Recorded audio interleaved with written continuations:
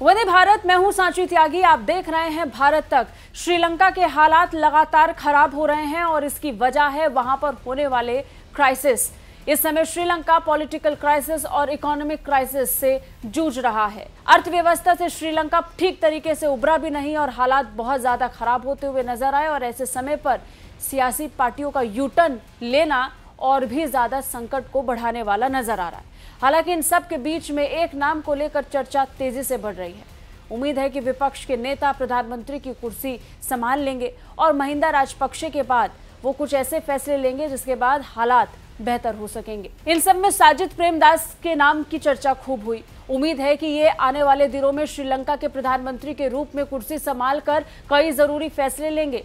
हालांकि साजिद प्रेमदास ने इस बीच इंडिया टुडे से बात की और इंडिया टुडे से बात करते हुए उन्होंने स्पष्ट तौर पर कहा कि जरूरी फैसले लेने होंगे जो काफी निर्णायक साबित होंगे। लेकिन इस बीच उन्होंने भारत के प्रधानमंत्री नरेंद्र मोदी से धन्यवाद ही किया और साथ ही उम्मीद जताई कि भारत आगे भी उनकी मदद जारी रखेगा। बता दें, श्रीलंका में जारी हिंसा के बीच राजपक्षे परिवार का बैकआउट करना जहां लोगों के लिए नई मुसीबत और नए सवालों को खड़ा कर रहा है, वहीं अब ऐसे में सवाल है कि श्रीलंका का नया प्रधानमंत्री कौन होगा। हालांकि इन सब में प्रधानमंत्री पद के दावेदार के रूप में विपक्ष के नेता और सांसद साजिद प्रेमदास का नाम तेजी से चर्चा में आ गया है। इस बीच साजिद प्रेमदास ने समर्थन के लिए पीएम मोदी और भारत के लोगों का आभार व्यक्त किया। उन्होंने कहा कि $3.5 बिलियन ने बहुत बड़ा अंतर पैदा किया है। हालांकि अभी बहुत कुछ किया जाना बाकी है, जिसके लिए अंतर्राष्ट्रीय भागीदारों को समर्थन करने का अनुरोध उन्होंने किया है।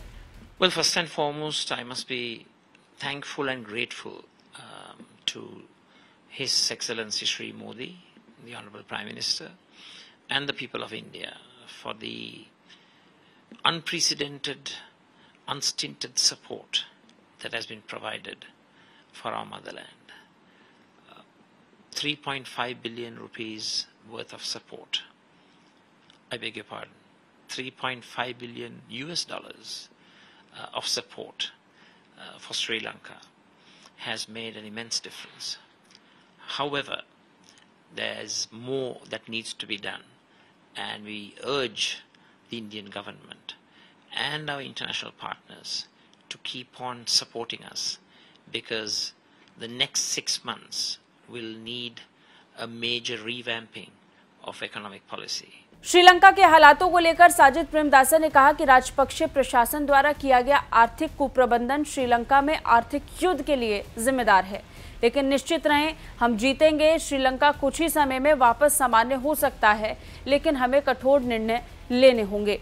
प्रेमदासा ने यह भी कहा कि लंका की जनता को आवश्यक चीजें सबसे पहले मिलनी चाहिए। मोटे तौर पर हमें अगले 6 महीने के लिए प्रति महीना लगभग $500 बिलियन की आवश्यकता है। Total and absolute economic mismanagement perpetrated by the Rajapaksa administration is responsible for the economic Armageddon that has been created in our motherland. But be rest assured, we shall overcome.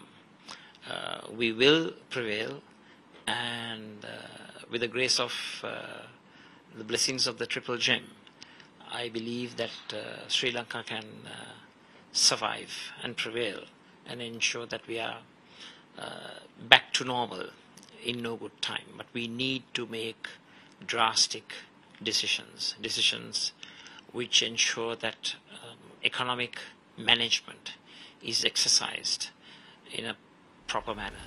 बड़ी बात यह है कि भारत इस साल अब तक श्रीलंका को $3.5 अरब की मदद कर चुका है। इसके अलावा भारत उसकी बुनियादी चीजों जैसे खाने पीने का सामान और दवाओं की कमी को भी पूरे करने में पूरी मदद कर रहा है। भारत का कहना है कि श्रीलंका का करीबी पड़ोसी और उसके साथ ऐतिहासिक संबंध होने के नाते भारत उसके लोकतंत्र, स्थिरता और आर्थिक स्थिति में सुधार को लेकर पूरी तरह से साथ खड़ा है। कुल मिलाकर श्रीलंका को भारत से बहुत ज्यादा उम्मीदें हैं और भारत भी अपने स्तर पर पूरी कोशिश कर रहा है कि श्रीलंका का सहयोग किया जाए। हालांकि इन सब के बीच में भी श्रीलंका को सिर्फ भारत की मदद काफी नहीं रहेगी।